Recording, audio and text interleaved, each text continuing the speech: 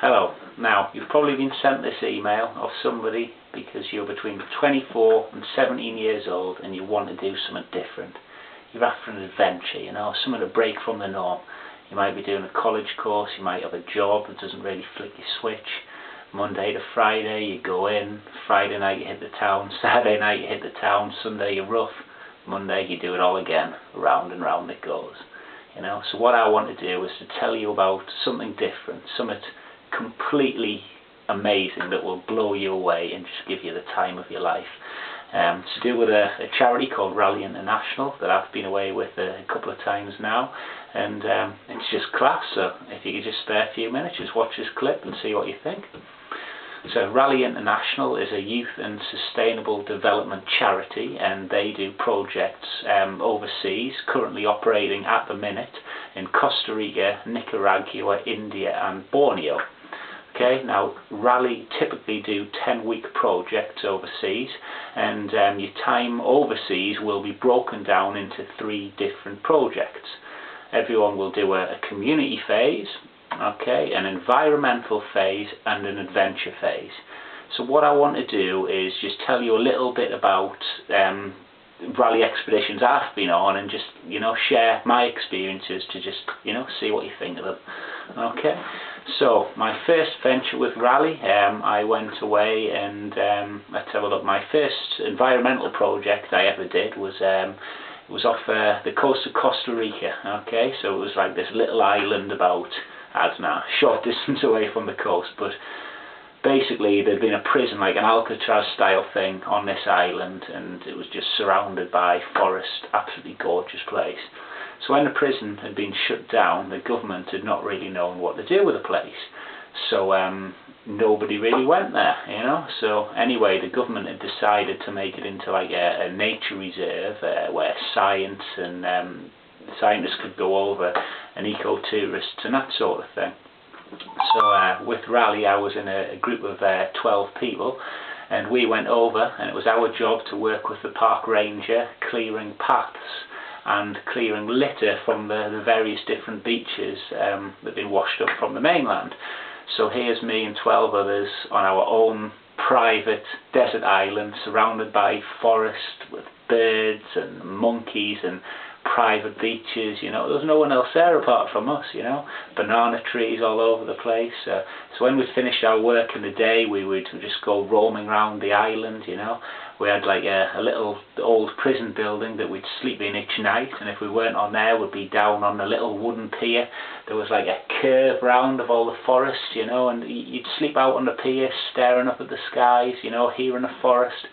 Absolutely amazing, I don't know how I could have been an experience like that if I hadn't been with Raleigh. Okay, another environmental project I did was in India. This time we were digging trenches to prevent elephants from coming out of the forest and destroying farmers' crops. So we went and we built this little camp just near a tiny little village called Raleigh in southern India.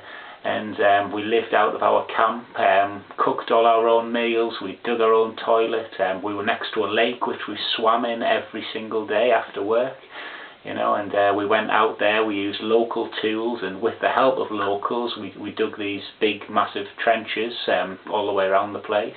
Every night we finished the day discussing what had happened. We had a campfire, and again just gazing up at the stars. We went and visited the local school. We got invited into the houses of locals, and this is a really small rural village in southern India. You would never ever get to go there if you weren't with an organisation such as Raleigh. Let me think. A community project I've done before in Nicaragua. Again, about 12 in a group, and we went out this little remote village, again, miles away from anywhere. There was no real shops, no electricity, and we got broken down into pairs, and we got placed with local families. And these people in their little basic houses cooked all our meals on their open fires. There was like a bare mud floor, and we had adults. There was 3 kids. There was goats and chickens coming in and out of the house the whole time. The washing facilities was a waterfall in the middle of the forest. Something you could have seen on like a shampoo advert, and we dug wells and put water pipes in, meaning these people could have running water at their houses for the first time ever. So I mean, the people were just so appreciative of what we do, and we were playing and singing with the kids. We taught them English after our work, and on the day we left that village, everybody was out, and the tears in the eyes of the villagers, and they were just so overwhelmed that people would want to come from the other side of the world to their tiny little village. And honestly, the feeling you get from being part of that was just absolutely unreal. And again, how are you going to ever end up like living in a tiny little village in a rural area of Nicaragua if you're not with a big established organisation? So that's an example of a community project that I've done. Now let's have a look. The third part you do with Raleigh, I mentioned the adventure phase. This is more about your own personal development rather than helping the actual communities in the countries you're working in. So what happens with the adventure phase is basically you set off and you can be walking for up to 20 days up and down mountains, through forests, along beaches, by rivers, through tea plantations, coffee plantations, beautiful, most unspoiled scenery, and you cook all your own food. You're building a camp every night. You've got your tent. You dig a toilet. You burn your used toilet paper every night. You have campfires. And the Raleigh adventure expeditions are by no means easy, but that is the whole point of them. People go on these, and the vast majority of people will be struggling earlier on. Think it can't be done, but of all the treks I've done, people make it, people get to the end. Nobody has ever dropped out of a Raleigh trek of the 3 I have been involved with, and you're walking every day, you're singing, you make really, really good mates with these people, and it's just absolutely class, I mean, the amount of times I've been stood, on the top of a mountain, I remember an instance in India where myself, the whole group were singing that song, there ain't no mountain high enough. I can't exactly remember the crack of it, but the people there surrounded me that day were like the happiest people, everyone was buzzing, and this is what Raleigh International does for people, Now I don't work for Raleigh or anything like that, but basically I just love seeing what it brings out in people. I love seeing what effect it has on the local communities, the villages, and basically if you want to do something different, if you want a holiday, there's my phone ringing, I'm going to turn that off.